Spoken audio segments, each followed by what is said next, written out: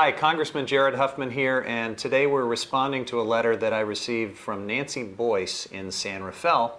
Nancy wrote to me to express her concern over student loan indebtedness, over the rise in interest rates on student loans, and generally the high cost of higher education. At a time when our country needs higher education more than ever to be competitive, we're seeing a growing gap between accessibility to higher education for those who can afford it and a lot of middle class and lower income people who are being priced out of higher education. This is a very relevant subject right now because we're now in the month of July, and a few days ago interest rates on Stafford Student Loans, which have been held because of congressional action at 3.4%, a great low interest rate that helps make college more accessible.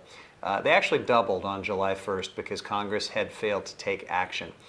There's still time for Congress to step in and retroactively fix this problem, and I'm hoping my colleagues in both houses will do that in the days ahead. But this is a big, big problem that needs to be addressed, and my Republican colleagues have very different ideas on how to fix it. They passed a bill out of the House of Representatives a little over a month ago that actually would make it worse than the doubling of student loan interest rates that we're seeing now. According to the Congressional Budget Office, their solution would actually increase student indebtedness dramatically. That's heading in the wrong direction from where we need to go.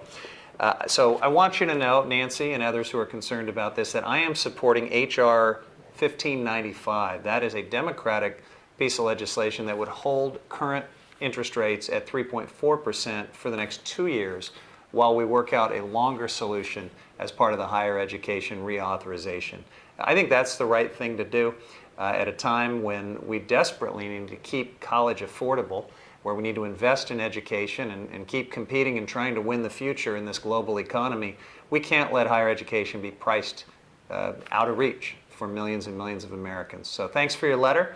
And please do support H.R. 1595, which I think is the right solution. And please also express your opposition to the House Republican bill that would actually make matters worse than even a doubling of student loan interest rates if it were to go into effect. This is now going over to the United States Senate, where they have an opportunity to pass the right kind of bill and then hopefully take this into a conference committee.